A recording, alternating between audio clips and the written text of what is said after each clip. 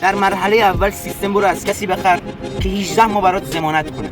در مرحله دوم سیستم از کسی بخر که رزومه‌شو باید بررسی کرده باشی. تو یارو چیکاره است؟ کیه که به من داره سیستم میده؟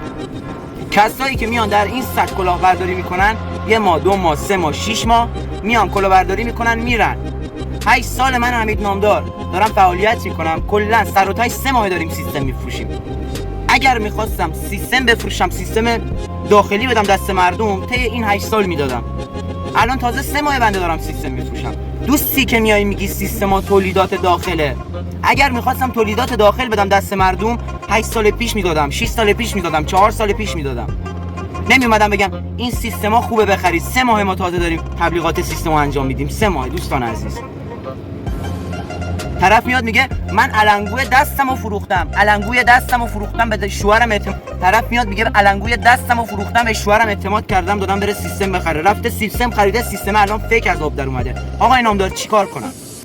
خب من چی بگم به این فرد؟ من چی بگم به غیر از اینکه دلم بسوزه، به غیر از اینکه بگم برای چی این کارو کردی، ناراحت شم؟ چه کاری از دستم برمیاد؟ بارها گفتم از کسی که میخواید سیستم بخرید رزومه‌شو چک کنید. طرف کیه، چی کاره است؟ میاد به من پیام میده آقای نامدار من از یکی سیستم خریدم، براش پول ریختم، سیستم فیک داد دستم. اون یکی میگه آقای نامدار من برای یکی پول ریختم، سیستم نرسیده به دستم. خب من چی بگم؟ کار میتونم بکنم برای شما؟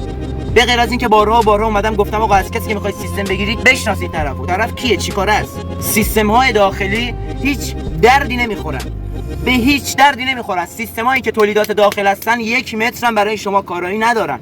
دوستان عزیز، سیستم شرکتی فقط به درد شما میخوره. تمام سیستم هایی که داره خرید و فروش میشه تولیدات داخل هستن و اصلا به درد شما نمیخورن. الکی پولتو به سیستم تولیدات داخل نده.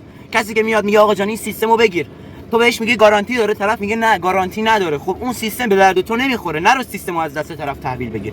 وقتی که گارانتی 18 ماهه نداره سیستمو تحویل نگیر دوست عزیز. وقتی که طرف گارانتی برات نمیکنه سیستم نگیر دستش. وقتی که میگه آقا پشتیبانی 18 ماهه ندارم، سیستم از دستش نگیر. تقصیر خودته. بارها توضیح دادم. به این شکله ماجرا، به این شکله. طرف میره سیستم میخره، سیستم تو پاچش میره، سیستم فیک میخره، میاد میگه آقای نامدار سیستم فیک خریدم، من الان چیکار کنم؟ خب چیکار میخوای بکنی؟ میخوای بری از دست کی شکایت کنی؟ چند وقت میخوای بدوی تا پولتو پس بگیری؟ میخوای چیکار کنی؟ کاری از دستت برمیاد؟ پیشگیری قبل از درمان. من الان قبل از اینکه شما برید پولتون رو بریزید تو جوب آب دارم بهتون میگم